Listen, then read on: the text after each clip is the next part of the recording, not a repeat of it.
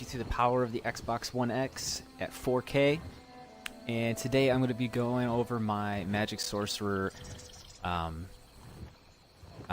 Magic Sorcerer summoning build. This is the ultimate pet penetration build.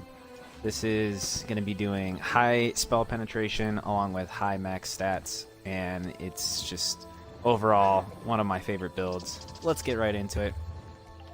So unbuffed, our stats are on the front bar looking at 47,000 max magic, 17k max health, and 10,000 stamina. Recovery is a little bit low, but with heavy attacking, it stays up pretty well. And you're also going to be doing dark deal, so sustain's not too bad. Health recovery would be better if it was the Clockwork City Citrus Fillet, but I'm running Witch Mother's Potent Brew right now. Clockwork's obviously best in slot, but either or it's alright. It doesn't really matter which one you use, but if you need the more health recovery, then go with the Clockwork. Stamina recovery is good, sitting at 700. Spell damage unbuffed. Actually, that is your spell damage. 2,360 spell damage, because we're not running any spell pots or spell buffs. We're just looking at a basic flat 2,360 spell damage, and I'll explain why here in a little bit. Spell crit's normal.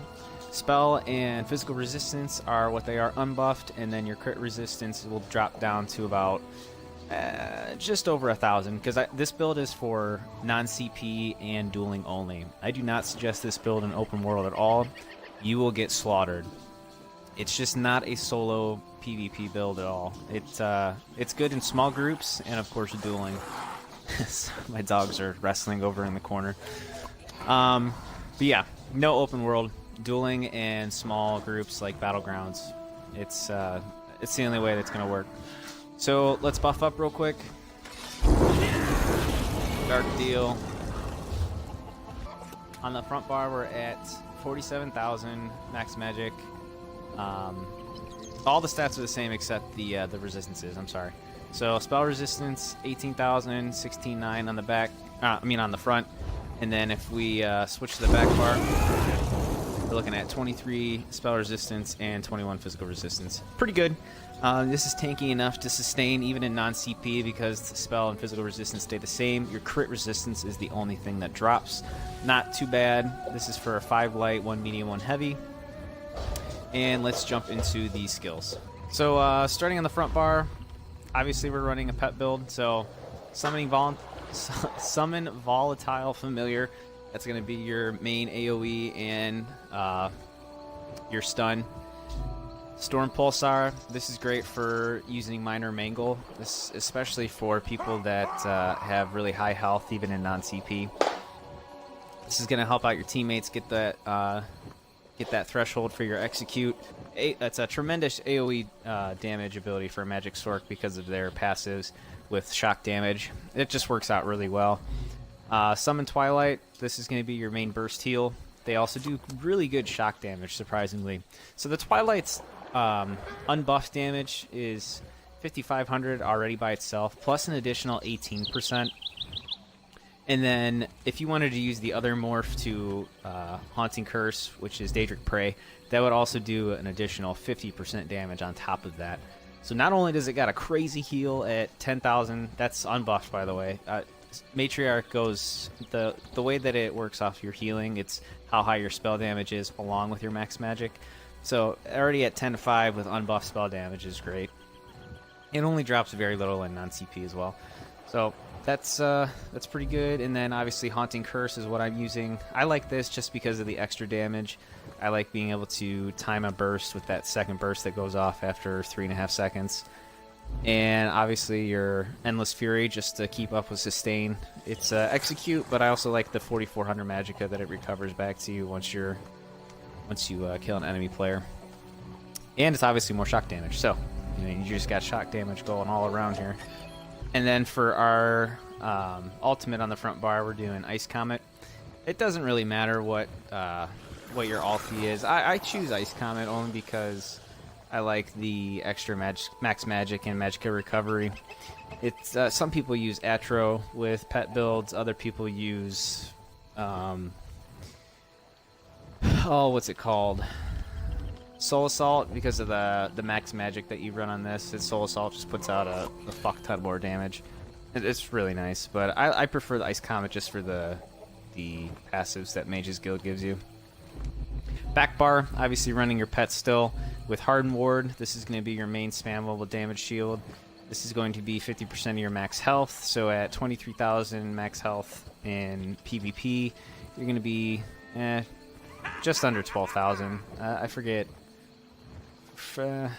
exactly how much it is, but with that 20% more than Conjure Ward, and then the 50% of your max health, it's like a good 10k shield, and that 10k shield runs off of your spell and physical resistance. So the greater your resistance is, the more damage your shield's going to be able to take. So even running one shield on a build, it takes a lot. It takes a lot to get it down. It's not like a one-hit wonder and you're done with it. Dark Conversion, this is to help with sustain. It also adds a little bit to your magical recovery. I do like the change to this ability. So these are obviously going to be half the stats in PvP, but it gives you, what, just under 5k health, plus the 36 instant upfront magic, and then an extra 2400 over 20 seconds. That will add with your with your heavy weaving, and it's also going to add to your 1400 magical recovery on top of it. And you're also going to get your buffs from your drinks too. So I am using Tristat. I think I'm using Tristat. Yeah. Just basic Tristat pots. You can use whatever you want, but I feel like this works best. I just do what feels good. And then Boundless Storm. This is going to increase your resistances even more and give you a little bit of movement speed. And then the meta right now for Sword and Board is Temporal Guard. Obviously for the 8% reduction to your damage, and like just in a pinch, it works just the same as the healing ultimate, the healing staff ultimate. Like if you need that quick heal up front and you just instantly get taken down to no health, I mean, this takes you back 4 seconds to right where you were at full health, and you're going to get your stats back too. So I think it's even more of a win over the healing staff ultimate. So those are the abilities. Let's jump into... I didn't go over the gear. Okay, so yeah, obviously we're running Necropotence, and then the damage set is going to be Spinners. I do suggest golding everything out that you can.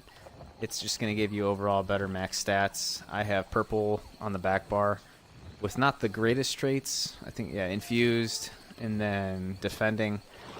But I do have a max stamina on my shield for a reason, just to keep your max stamina up, because it is very important to at least have a little bit of a stam pool, because you are going to dodge roll every once in a while. It's just out of habit.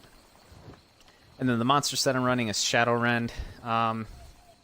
Again, I guess you can to each their own. I like Shadowrend just because of the extra recovery, and then when it does proc, it's a third pet.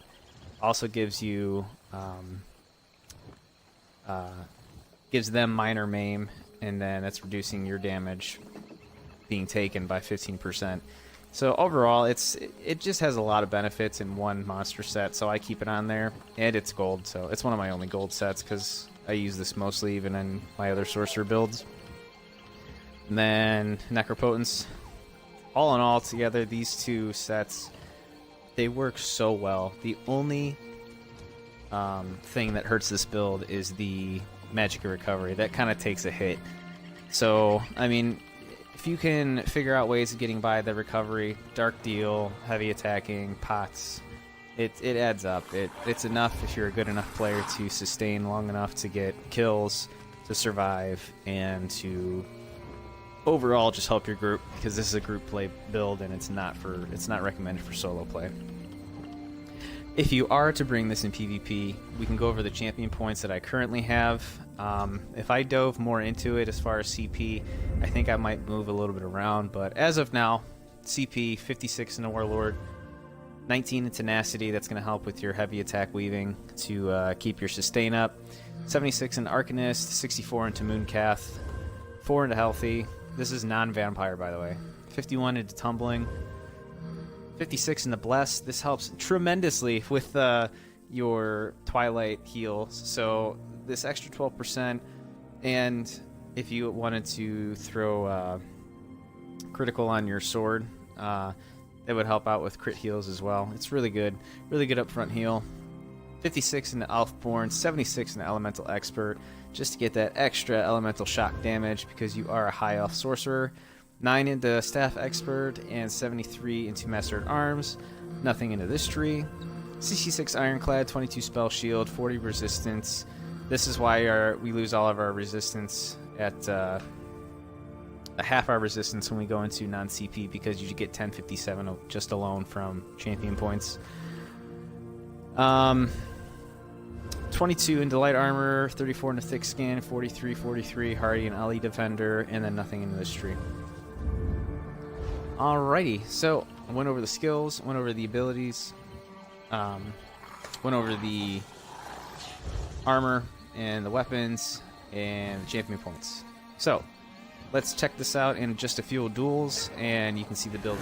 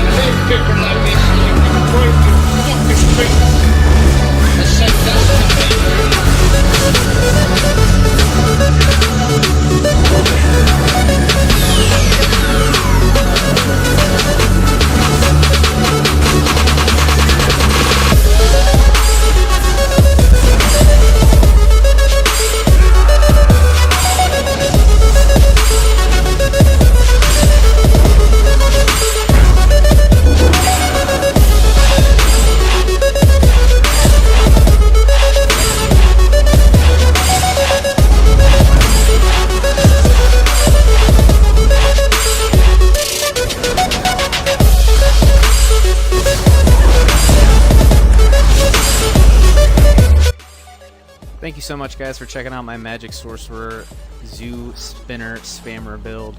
This is awesome for small group play and for dueling. I highly suggest trying it out if you feel like playing Magic Sorcerer in a different way, other than usually the meta that happens. So have fun with it. Give me a like, give me a subscribe, comment what you think below.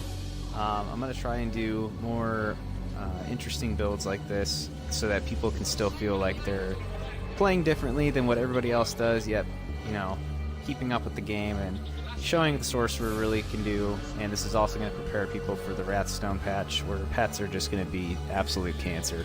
So thanks for tuning in, guys. Appreciate it. I'll see you guys in the next one.